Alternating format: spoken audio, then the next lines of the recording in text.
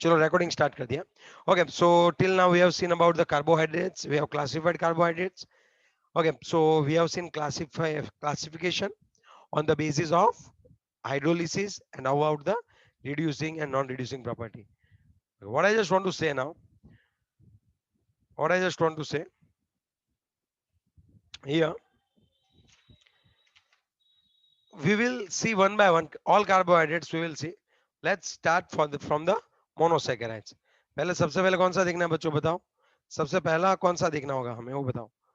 चलो फटाफट से. सबसे पहला कौन सा देखना पड़ेगा. मोनोसैकेराइड्स.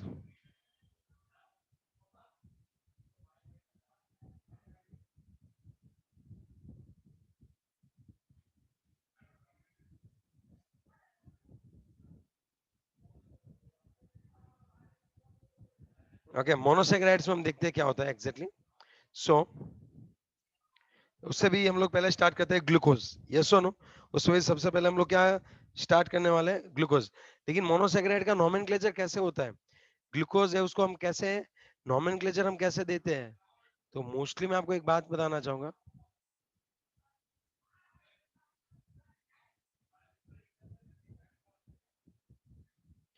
नोमेनक्लेचर में एग्जैक्टली होता क्या है वो मैं आपको बता दूं बच्चों. आप अच्छे से समझो तो नोमेनक्लेचर के अंदर एक चीज ये रहती है कि तीन तरह से हो सकता है.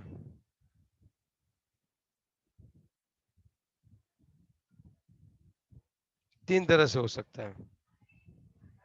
On the basis of number of carbon. On the basis of number of carbon. कितने कार्बन है. सपोज आपके मॉलिक्यूल में 2 कार्बन है तो उसको डायोज बोलते हैं. 3 कार्बन है तो उसको ट्रायोज. 4 कार्बन है तो उसको टेट्रोज.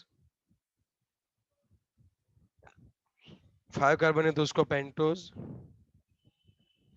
6 कार्बन है तो उसको क्या बोलते हैं एक्सोस. है ना. 7 कार्बन है तो उसको एप्टोज बोलते हैं.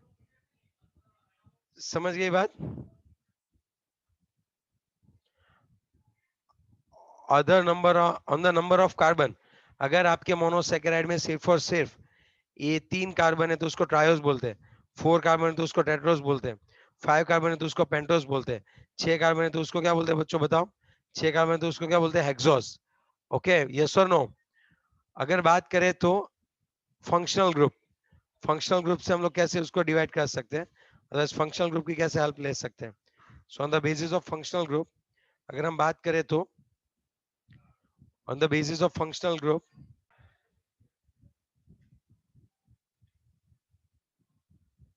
on the basis of functional group we can just classify.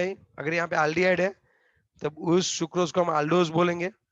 अगर कीटोन है तो कीटोज बोलेंगे.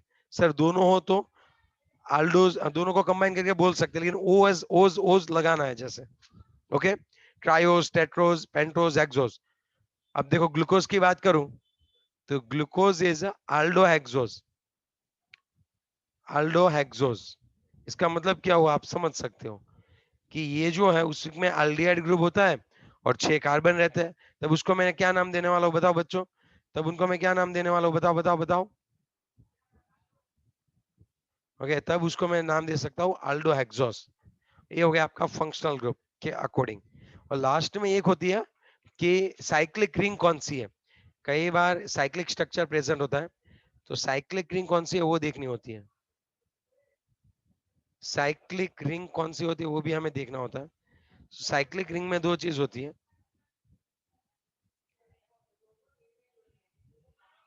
एक होता है फ्यूरान. इसको हम लोग फ्यूरानोस बोलते हैं.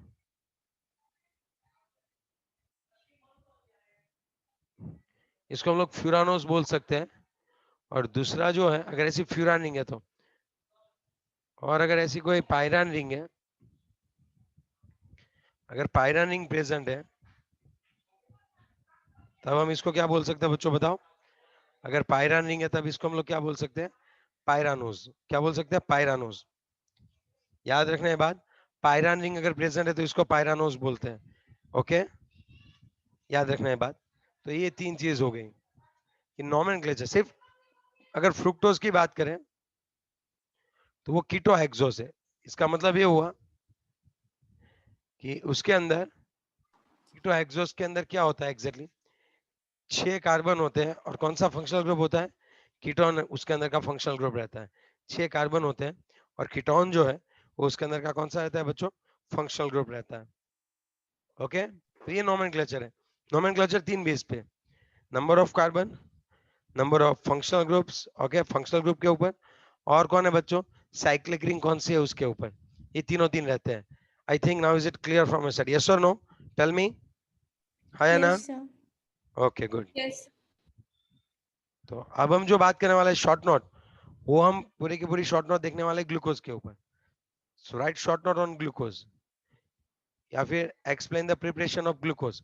ग्लूकोज कैसे बनता है। ओके, तो हमें पता है कि ग्लूकोज तो नेचर में मिलता है हमें, हर कोई ट्री प्लांट होता है वो ग्लूकोज बनाता है ना। जो फ्रूट होते हैं, हनी होती है, ओके, तो उसके अंदर क्या रहता है, ग्लूकोज रहता है। राइप ग्रेप्स, ग्रेप्स जो होती है उसके अंदर पर ग्लूकोज ही रहता है। ओके, अब उसको सिंथेटिक लेबोरेटरी में कैसे बनाया जा सकता है। आप याद रखो जो स्वीट टेस्ट आता है ग्रेप्स का, हनी का, फ्रूट का, वो सब किसकी वजह से होता है, ग्लूकोज की वजह से। आप देखो जब वो पकेंगे ना, फ्रूट जब पकते हैं ना तभी अच्छे लगते हैं, कच्चे फ्रूट अच्छे नहीं लगते। कच्चे फ्रूट स्वीट नहीं होते, पके हुए फ्रूट स्वीट होते हैं। बताओ ऐसा क्यों, कि जब फ्रूट को जब राइपन फ्रूट जो होता है उसमें ग्लूकोज का प्रोपोर्शन बढ़ता है इसलिए। अगर हम लोग बात करें प्रिपरेशन ऑफ, अगर हम लोग बात करें प्रिपरेशन ऑफ ग्लूकोज की,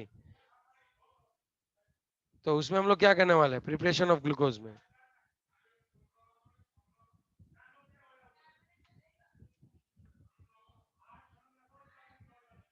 फ्रॉम सुक्रोज,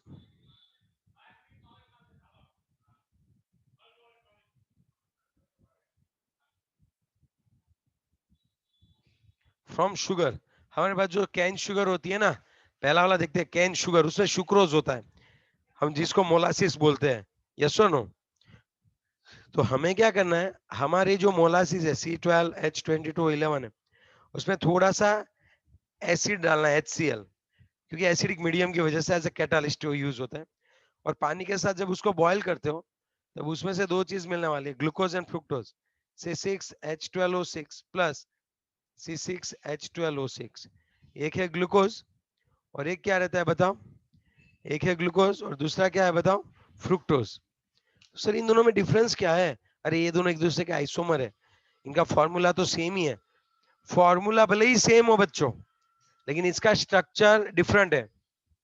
याद रखना ग्लूकोज और फ्रुक्टोज एक दूसरे के फंक्शनल ग्रुप आइसोमर्स है। क्या है ये, फंक्शनल ग्रुप आइसोमर। ग्लूकोज का फंक्शनल ग्रुप होता है अल्डिहाइड और फ्रुक्टोज में फंक्शनल ग्रुप होता है कीटोन। तो एक तरीके से हमने क्या बना दिया बच्चों, एक तरीके से हमने क्या बना दिया, ग्लूकोज की प्रिपरेशन देख ली।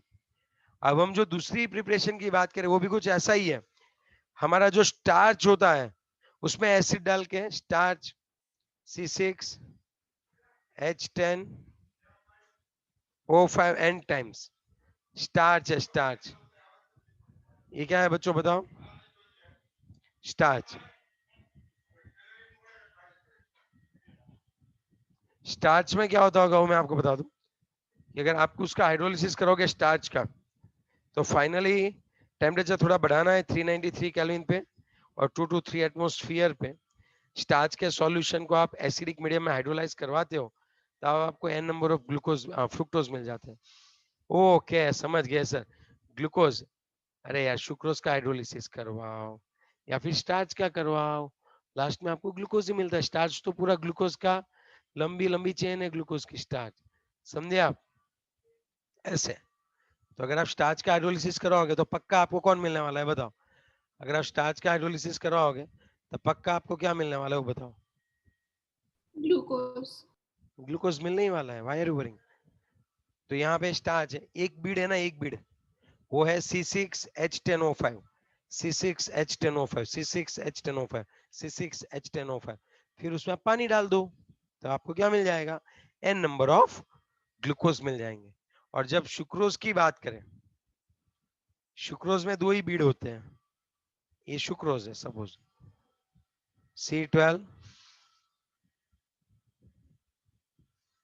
H22O11 और प्लस आप इसमें H2O डाल दो, तब क्या हो जाएगा, ये 2 अलग अलग से हो जाएंगे। तो एक आपका C6H12O6 बनेगा, दूसरा भी आपका C6H12O6। याद करो सुक्रोज क्या है, डाइसैकेराइड है। सुक्रोज को हम लोग क्या बोलते हैं बताओ? डाइसैकेराइड। ये बन जाता है आपका glucose.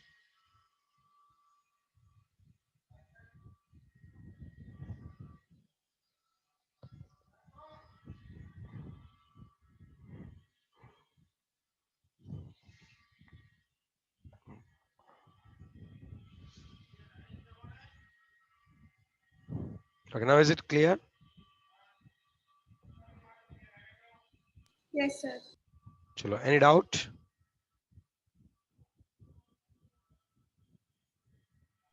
No no sir. Okay, और कोई क्वेरी हो तो आप मुझे पूछ सकते हो, क्योंकि अब से जो है स्ट्रक्चर ऑफ ग्लूकोज वो तो बहुत बड़ा पॉइंट है और एक साथ ही कल चलाना पड़ेगा तभी मजा आएगा उसमें।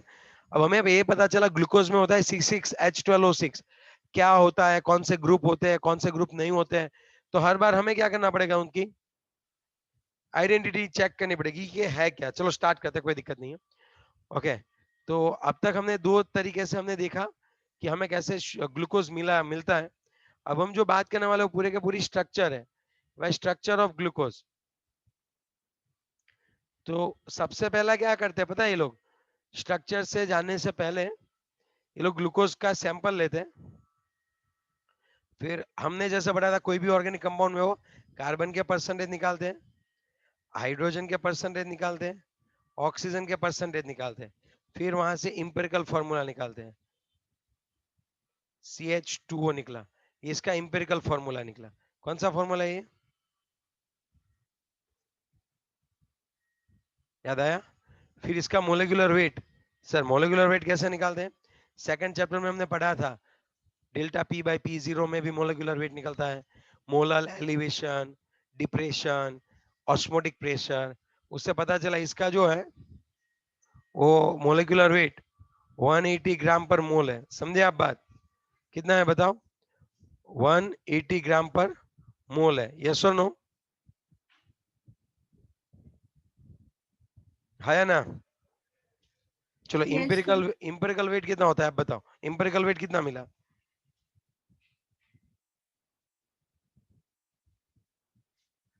सो एन की जो वैल्यू आती है वो आएगी 180/30, इट्स अ 6। तो अब हमें पहले तो ये पता चला, कंफर्म मिला कि ग्लूकोज का फॉर्मूला क्या है, C6H12O6। इसको आप 6 से मल्टीप्लाई कर दो, ये हमारा हो गया ग्लूकोज का पूरे का पूरा फॉर्मूला। आई बात समझ में आपको, हाँ या ना? yes, sir. और कोई डाउट है तो आप पूछ सकते हो।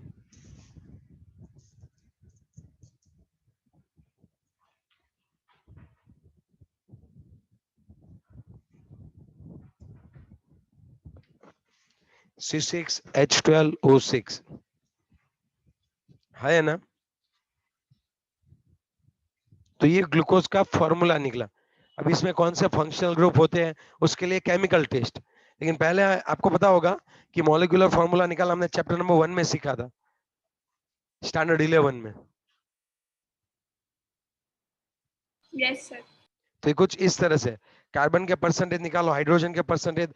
ये सर परसेंटेज कैसे निकालते हैं उसके लिए हमने पढ़ा था स्टैंडर्ड 11 चैप्टर नंबर 13, नहीं 12 में पीछे था।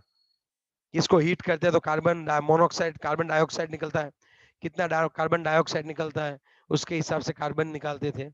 याद आया? कार्बन परसेंटेज, ये वाले फॉर्मूला सुनो, percentage of carbon is equal to 12 into 12/44 था कुछ, वेट ऑफ ऑर्गेनिक कंपाउंड। याद आया? Yes, sir. यस सर और यहाँ पे क्या हुआ करता था, वेट ऑफ CO2 इंटू 100%। याद आया? इससे ऐसा हमारी टेक्स्ट बुक में तो ऐसा कुछ नहीं दिया है। हाँ हाँ, आपकी टेक्स्ट बुक वालों को ये लगता है कि आपको ये सब चीजें पता है, इसलिए उन्होंने डायरेक्टली दे दिया है बच्चों, समझे आप? चलो ओके, तो मीटिंग को एंड करता हूं मैं। ओके आपको